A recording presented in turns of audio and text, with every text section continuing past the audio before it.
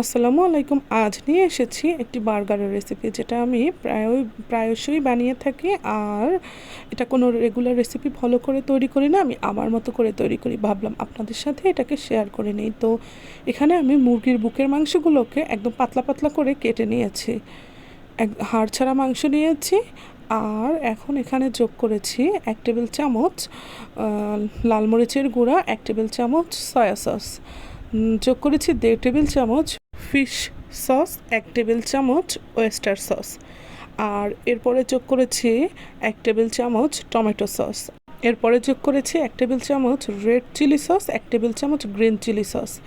এরপরে সকল উপাদানগুলো একসাথে মেখে নিচ্ছি। এরপরে এখানে 1 টেবিল চামচ হোয়াইট ভিনেগার দিয়ে আরও 2 মিনিট সময় নিয়ে এটাকে ভালো করে মেখে নিচ্ছি। এরপরে এখানে নিয়েছি আমি হাফ কর্নফ্লাওয়ার আর হাফ হচ্ছে গিয়ে আপনার ময়দা। তো সব মিলিয়ে আমি হাফ কাপ নিয়েছি। এরপরে এটাকে এই মিশ্রণটার সাথে মিশিয়ে একপাশে রেখে দিয়েছি। এরপরে আমি একটা বার্গার সস তৈরি করে নিচ্ছি।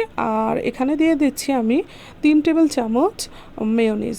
আর এরপরে এখানে সম পরিমাণে মানে 3 টেবিল চামচই আমি দিয়েছি টমেটো সস। এরপরে এখানে 1 টেবিল চামচ দিয়েছি গার্লিক অ্যান্ড চিলি সস। এরপরে এই মিশ্রণগুলোকে ভালো করে মিশিয়ে নিয়েছি।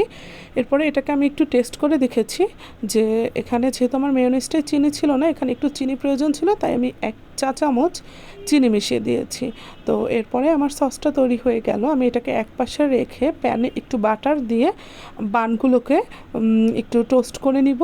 এপিটোপিট করে নিলেই হবে, একদম কয়েক সেকেন্ডের জন্য দিয়ে এপিটোপিট করে নামিয়ে নিলেই হয়ে যাবে আপনার বানটা।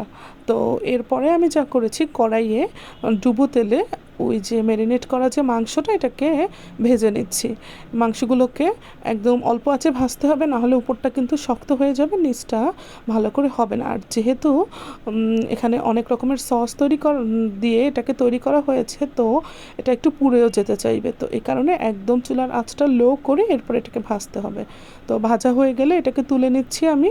এরপরে যা করবো, এটাকে তুলে নিয়ে টুকরা করে কেটে নেব। তো আমি এটাকে অফ ক্যামেরা কেটে এই যে নিয়েছি। এটা কিন্তু খুবই জুসি হয়েছিল, মাংসটা শুধু শুধুই খাওয়া যাচ্ছিল। তো এবারে সব কিছু অ্যাসেম্বল করে নেওয়ার পালা। আমি হচ্ছে বানে প্রথমে যে তৈরি করেছিলাম সসটা, সেই সসটা লাগিয়ে নিচ্ছি উভয় পাশে। আপনারা আপনাদের পছন্দ অনুযায়ী যে পরিমাণে সস খেতে পছন্দ করেন সে পরিমাণেই দিবেন। আমি একটু বেশি সস খেতে পছন্দ করি, তাই বেশি দিয়েছি। এরপরে আমি উপর থেকে দিয়ে দিলাম নিজের পছন্দ মতো সবজি, টমেটো আর হচ্ছে কাঁচা পেঁয়াজ। তো আমার পেঁয়াজটা খেতে পছন্দ, তাই আমি পেঁয়াজটা একটু বেশি দিয়েছি, রিং করে কাটা পেঁয়াজ আর টমেটো দিয়েছি। তো এরপরে উপর থেকে আপনারা যে মাংসটা তৈরি করেছিলেন ভেজে, ওটাকে দিয়ে দিবেন। এরপরে আবার একটু সস দিয়ে আমি উপরে আবার রিং করে কাটা পেঁয়াজগুলো দিয়ে এরপরে এটাকে উপর থেকে একটা টুথপিকের সাহায্যে লাগিয়ে নিলাম। এই তো তৈরি হয়ে গেল আমার বার্গার। আল্লাহ হাফেজ, টাটা। আমার পেজের সাথে থাকবেন। রেসিপিটি ভালো লাগলে শেয়ার করবেন।